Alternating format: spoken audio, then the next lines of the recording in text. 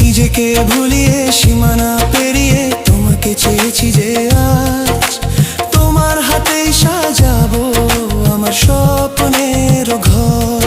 আমি তোমার প্রেমে পড়ে দুনিয়া ভুলে গেছি।